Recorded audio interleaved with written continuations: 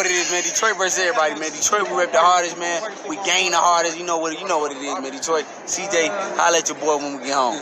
Don't forget to check out our sponsor, The Health Blaze, at thehealthblaze.com. 100% all natural products from lotions, soaps, foot soaks, bath bombs, and much, much more. Use the promo code Goodfella1Boxing. Tell them your boy CJ Goodfella sent you. Get 18% off. We out. All right, man. Let's talk about some boxing real quick. Appreciate everybody for checking in. Make sure you hit that subscribe button, bell icon button, share the video. And let's talk about smaller guys. Rigondeaux said, hey, man, he up to fight Donaire or Inoue. Donaire said he'd be down for a rematch. I believe they both are now campaigning at 118, so they both have moved back since moving up, especially Rigondeaux. He tried to jump up 2 weight classes versus Lomachenko. That didn't work. And at the end of the video, I'll tell y'all possibly who duck and who between Juan, Estrada, and Chocolatito. So if you hang around, I'll drop some knowledge there. But hey, once again, I do appreciate everybody for checking in. Make sure you hit that subscribe button, bell icon button, share the video. But Rigondeaux said that he's gonna be coming back sometime from the middle to end of August. You can find that article on Boxing Scene. Donaire said he'd definitely be down to fight Rigondeaux in a rematch.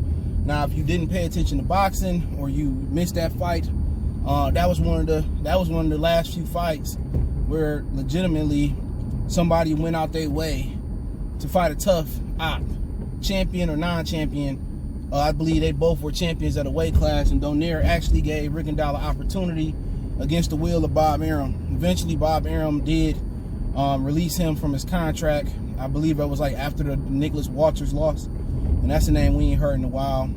You know, since they starved him out, and Lomachenko, you know, made him quit. But you know what? I'm down for either one. You know, Donaire gave Inoue some good work. He came in real heavy. Inoue showed that he was a warrior, showed he was more than a puncher, that he can stick and move and box. A lot of people saying he overrated because Donaire gave him a run for his money. But Donaire comfortably made the weight, but he came in too heavy. And when he came in heavy, he relied just on his power.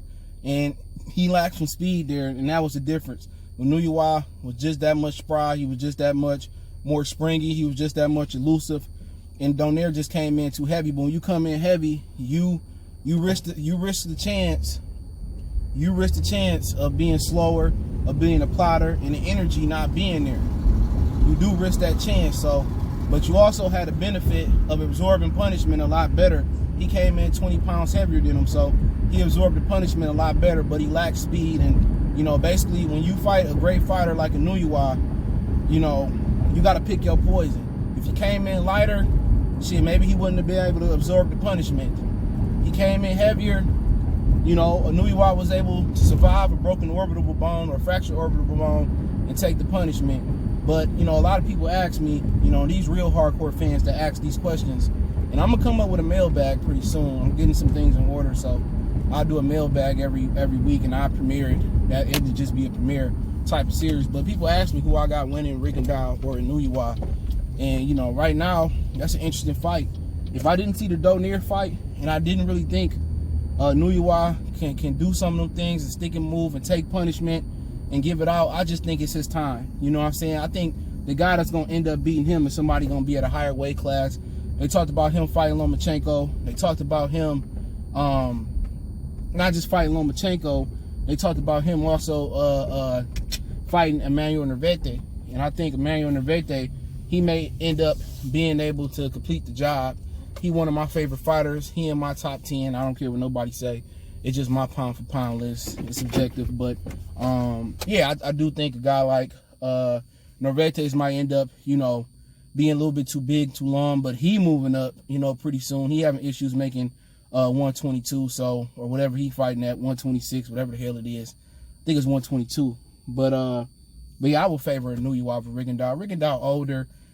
Some of his current fights, I think with versus Seja, he struggled to keep him off of him. You know, I just think Inoue, he bringing too much heat, he bringing too much smoke. He too complete of a fighter right now. But I wouldn't count Rigondeaux out. They both can pop. I just think Inoue just showed that he can absorb punishment. Long as his orbital bone is good after Donaire, he showed he can absorb the punishment. He got the chin, and he showed that he can dish it. The difference between him and Wilder, which I think are two of the biggest punchers in the sport, was that Inoue, you know, he had other tools to get by when his power wasn't getting dudes out. He showed the ability to stick and move. He showed the ability to play shots. He showed the ability to counter. He showed the ability to fight off the back foot and slip and move, and showed that he may be the most complete fighter currently in boxing. And with that being said, I just think Rigondeaux at this point don't have the legs. He always got that one punch, but I see Inoue disbanding him of that one punch, and you know, I just see it going Inoue way. I'm a huge fan of his. But let's talk a little bit about Donaire and Rigondeaux, and that'll be interesting. Donaire did drop him in the first fight, if you didn't know. And if he held Donaire, I mean, Donaire held Rigondeaux by the head. They fought at Radio City Music Hall in New York. I'll never forget it. I wanted to go to that fight, man. I anticipated that fight, man. It was on HBO. I mean, shit, it was like one of the last great fights where somebody didn't have to go out their way to fight him. If Donaire didn't go down, if he didn't go down and fight Rigondeaux, nobody gave a fuck. You know what I'm saying? Or he didn't stay there, and fight Rigondeaux. He didn't go down. Nobody would have cared. Bob didn't want him to fight nobody. And Donaire is the reason why he's one of my favorite fighters of all times, because he took that fight. And not only did he take that fight, a few fights later, he fought fucking Nicholas Waters. He's a warrior. He's one of the greatest fighters of his era because he still had a throwback mentality. And he had the talent. And just that night, Rigondeaux was the better fighter. I mean, I think this would be better than Hopkins and Roy Jones too, because I think Donaire and Rigondeaux both got more in the tank than Hopkins and Roy Jones had at this point in their career. But it's still a fight I'm excited for. I mean, I still got to see a Inoue fight. I want to see better BF fight. I do want to see if Donaire and Rigondeaux do it again in America. I'm gonna try to go to that fight. Two of my favorite fighters of that era, man. And you know, that's an interesting fight. Donaire showed a lot of heart for his Inoue. I mean, it's worth doing. They both pretty still good. I'm probably gonna favor. That's a tough fight. That's a real tough fight, man. That's a tough fucking fight. I think that's a true 50-50. If I had to favor somebody, I'll favor Rigondeaux to get the job done. I just think he already know how to fight him. I remember Bob Arum ripping him after that fight, saying he could have moved his hands. He could have been more active than what he was. You know, and I think Rigondeaux knows that him and the rest of his Cuban compadres, they program to only throw 1 or 2, 3 shots at a time. The only one that's different is Gamboa. He the only ones that don't take calculated risks. You know, Gamboa gonna throw 4 or 5 different shots. He gonna do some things against the Cuban you know, school of thought, but that's what makes him different. You know what I'm saying? He still was a gold medalist, and you know, he was just different. You know, Rigondeaux, Lara, and Luis Ortiz, they only go throw a few shots at a time. You know what I'm saying? So I'm looking forward to him and Rigondeaux fighting. I think it can go either way. But I do think Inoue will probably beat Rigondeaux.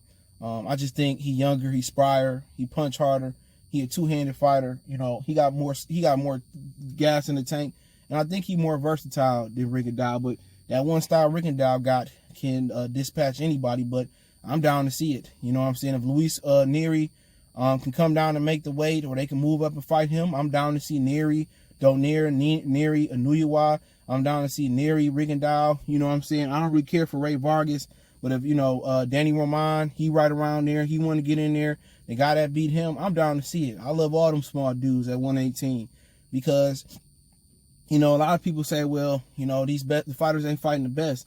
When you go down there with Chocolatito and Juan, Estrada, I'm going to talk about that.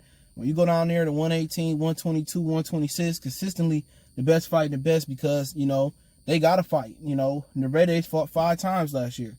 You know, these dudes got to be active just to bring the bacon home. So, you know, I look forward to all those fights if they can happen. And, you know, you got to put Rigondeaux, you got to put Donaire, you know, you got to put those guys in the class with John Pascal and, you know, a lot of the older fighters that's still out here whooping some of these young dudes. It was the year of the old head last year. And I look forward to them dudes competing at a high level next year, man. I love Inoue and I love Inoue, but I love Donaire and Rigondeaux because what they signify. They true throwback fighters. They fought anybody, anytime, any place, and I can't really think of too many times they ducked that phase. So I'm always gonna be, biased towards them, you know, on my personal time. So I root for them, and hopefully if they do fight, I get to kill two birds with one stone. You know what I'm saying? I get to see 2 of my favorite fighters of that era fight. and they still doing it. You know, other guys that's kind of on that list for me, Austin Trout. He been there, done that. You know, no many times he fell down, he got back up. He a throwback fighter, a mere kind of throwback fighter. You know what I'm saying? They don't make them like that no more. No matter if they lose, get knocked out, they jaw fall off their face, them dudes come back and bounce back like elastic, and they make it happen, bro. And they got short-term memory. They come back and still compete. And they don't cry in their hotel room over spilled milk and say, my career is over with after one loss. You know, so salute to them. But let's talk a little bit about Estrada and Chocolatito, Roman Gonzales. And I was hearing that Bob Arum didn't want that fight to happen. He stopped that fight because he signed Andrew Maloney or something like that. And Andrew Maloney not even fighting Chocolatito, Nick. So, you know, I guess Bob Arum tried to stop the WBA for letting Chocolatito unify with Estrada. But now, you know, I guess Bob Arum couldn't completely stop them. Now they're in a situation where Zafner Promotion is negotiating and Chocolatito is asking for $1 million to fight Juan Estrada. Now, what you got to understand is, if my memory is correct, he did beat Juan Estrada, and I will say Juan Estrada is probably one of the 10 best fighters in the world, but a lot of you marks, you fake boxing fans ain't heard of. But he is one of the 10 best fighters in the world, in my opinion. If not, maybe 11 or 12, but he in my top 10, you figure, deal me. But he lost to Chocolatito, right? And Chocolatito know that's a tough fight. He know Juan Estrada is now, he got into top 10 pound for pound, country, and he out the top 10 pound for pound. But that fight can put him right there, back there at 10. You know what I'm saying? And I think if he able to beat Estrada and Sora Riverstein, then we having a different conversation. Then Chocolatito might have one of the best comeback stories unless Deontay Wilder is able to come back, beat Tyson Fury, and do great things after that. Even if he retired, he beat Tyson Fury. Is probably one of the best American comebacks in boxing history. But I would love to see Estrada and Chocolatito fight. Zafner Promotions, they saying, they leaking out, where they telling people around the town that, you know, Chocolatito is pricing himself out. He asking for $1 million, and I ain't mad at him. The DAZN throwing money out like James Harden in the strip club when he dropped $1 million and they put that jersey up in the rafters. So I ain't mad at him. You know what I'm saying? He said what he said. If not, you know, he a nickel and dime. He'd probably take an interim fight. He'd probably turn around and fight Maloney. Probably beat the shit out of Maloney. I ain't never seen Maloney fight, though. I knew he beat Kel Yaffe. I should have put money on that because he ain't shit. But we'll see what happened with Chocolatito, man. But I ain't mad at him. Shit, show me the money. You know what I'm saying? That's a tough fight. I'm giving him an opportunity, you know, to avenge his loss. I ain't got to. I should be chasing the sucker who beat me twice and stretch my ass in Sora Riverstein. Now, Estrada did beat Sora Riverstein, but Sora Riverstein beat him in the first fight. I mean, this fucking, what is it, super flyweight division is just, I mean, it's everything you want the welterweight division to be. I mean, it's everything. Shout out to Ring God Q, because I got to give him credit. He dubbed that shit welterweight. Not wait, like, nigga, I'm waiting. I got to give credit to him. But, you know, it's everything that you want any division to be. You know, super flyweight is the version of 154 smaller weight classes. You know what I'm saying? That's how you want divisions to be. You want these dudes to mix it up, win, loss, draw, or whatever the situation may be. You want to see these dudes, you know, mix it up. So, you know, at the end of the day, I ain't calling it a duck. I'm calling it that he making demands on what he want. And what the fuck he wants is $1 million to give a dude a rematch that he ain't got to give him a rematch. History says I put my foot up his ass. Straight up and down. So I'm not knocking it. So if you wonder what's going on with him, he said he won $1 million. The DAZN kind of in a financial crisis, so they ain't really in the position to really pay this type of money out for those type of fights, because they still got to pay Triple G to fight Camille Zamata, and they gonna take a loss on that one. Whoever Canelo fight, I don't know, unless it's gonna be a big name, which I don't see a big name coming. They gonna take a loss on that fight. So should be very, very interesting to see what happened in the sport of boxing on this tip. Appreciate everybody for checking in. Don't forget, we on Facebook, Instagram, Twitter. You can reach out if you got business, question, inquiry, response, video requests. Keep sharing the videos. Want to make a donation to the channel? Cash App, PayPal description. Best way to donate is share the video. Y'all know what it is. One time for the one time. But let me know what you think about the Rigondeaux, Inoue situation. If you want to see them fight, let me know what you think about Chocolatito, Estrada. Do you want to see a rematch? And this Chocolatito asking for too much money. If he asking for $1 million, one time for the one time. Goodfellas Sports TV, we gone.